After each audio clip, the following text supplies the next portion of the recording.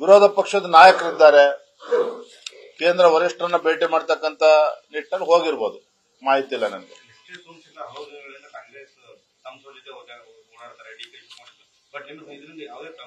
7ನೇ ತಾರೀಕು ನಮ್ಮ ರಾಜ್ಯ ಕೋರ್ ಕಮಿಟಿ ಇದೆ ಬೆಂಗಳೂರಿನಲ್ಲಿ. ಇವೆಲ್ಲ ವಿಚಾರಗಳು ನಾವು ಚರ್ಚೆ ಮಾಡಿ, ಯಾಕಂದ್ರೆ ಇದನ್ನ ನೀವು ಪತ್ರಕರ್ತರಷ್ಟೇ ಅಲ್ಲ, ಕಾರ್ಯಕರ್ತರು ಕೂಡ ನಮಗೆ ಪ್ರಶ್ನೆ ಮಾಡ್ತಾ ಇದ್ದಾರೆ. ಇದು ಸರಿ ಇದೆ. ಸಾಧ್ಯ ಅಸಾಧ್ಯಗಳು ಮುಂದಿನ ದಿನದಲ್ಲಿ ನಿಮ್ಗೆ ಗೊತ್ತಾಗ್ತದೆ. ಪಕ್ಷದಲ್ಲಿ ಏನೇ ಇವತ್ತು ಮುಖಂಡರುಗಳು ಯಾರು ಎಷ್ಟೇ ದೊಡ್ಡವರಿದ್ರು ಸಹ ಪಕ್ಷ ವಿರೋಧಿ ಕೆಲಸ ಏನ್ ಮಾಡ್ತಾರೆ ಇದ್ರ ಬಗ್ಗೆ ನಿರ್ದಾಕ್ಷಿಣ್ಯ ಕ್ರಮ ಕೈಗೊಳ್ಳಬೇಕು ಅಂತೇಳಿ ಎಲ್ಲ ಹಿರಿಯರ ಅಪೇಕ್ಷೆನೂ ಕೂಡ ಇದೆ. 7ನೇ ತಾರೀಕು ಕೋರ್ ಕಮಿಟಿ ಚರ್ಚೆ ಮಾಡಿ ನಾವು ದೆಹಲಿಗೆ ಅದರ ವರದಿಯನ್ನು ನೀಡ್ತೇವೆ. ಹೋರಾಟಕ್ಕೆ ಬ್ರೇಕ್ ಆಗ್ತದೆ, ನಿಮ್ಮ ಒಳ್ಳೆ ಒಂದಷ್ಟು ಜನ ನಾಯಕರು ಒಂದಾಗಿದ್ದಾರೆ ಅಂತ ಹೈಕಮಾಂಡ್ ದೂರು ಕೊಡ್ತಾ ಇದ್ದಾರೆ ಅಂತ. ನೋಡಿ, ಈಗಾಗಲೇ ಹೈಕಮಾಂಡ್ ಗಮನಕ್ಕೆಲ್ಲವೂ ಕೂಡ ಬಂದಿದೆ. ದಿನ ಬೆಳಗಾದ ಈ ವಿಚಾರವನ್ನ ಚರ್ಚೆ ಮಾಡೋದಕ್ಕೆ ಹೋಗೋದಿಲ್ಲ. ನೋಟಿಸ್ ಅನ್ನು ಕೂಡ ಕೊಟ್ಟಿದ್ದಾರೆ. ಅಂತಿಮವಾಗಿ ಕೇಂದ್ರದ ವರಿಷ್ಠರು ಏನ್ ತೀರ್ಮಾನ ಮಾಡ್ತಾರೆ ನಾವೆಲ್ಲರೂ ಕೂಡ ಬದ್ಧರಾಗಿರ್ಬೇಕಾಗ್ತದೆ. ಅಷ್ಟು ಮಾತ್ರ ಮಾಡ್ಲಿ ಅವರು.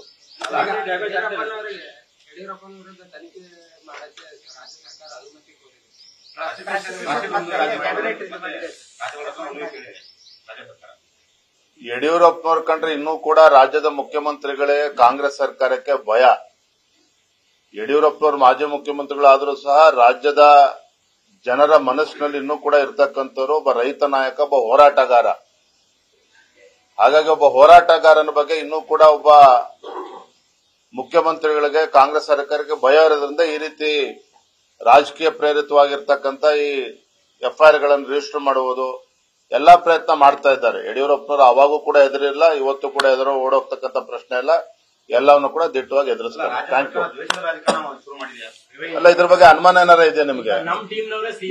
ಮುಖ್ಯಮಂತ್ರಿಗಳು ಅವ್ರ ಬುಡಕ್ಕೀಗ ಭ್ರಷ್ಟಾಚಾರ ಪ್ರಕರಣ ಅಂಟ್ಕೊಂಡಾಗ ಈ ರೀತಿ ನಮ್ಮನ್ನ ಕಟ್ಟಾಕ್ತಕ್ಕಂಥ ಪ್ರಯತ್ನ ಮಾಡ್ತಾ ಇದ್ದಾರೆ. ಅದರಲ್ಲಿ ಯಶಸ್ವಿ ಆಗಲ್ಲ. ಸಿಎಂ ಆಗ್ತಾರೆ, ಟಿಕೆಟ್ ಕೂಡ ಅಧಿಕಾರ ನಮ್ಮ ಟೀಮ್ಗೆ ಬರ್ತದೆ ಅಂತ ಯತ್ನಾಳ್ ಅವರು ಕಲಬುರಗಿಯಲ್ಲಿ ಅವ್ರು ಒಳ್ಳೇದಾಗ್ಲಿ, ಅಷ್ಟು ಮಾತ್ರ ಹೇಳ್ತಾರೆ.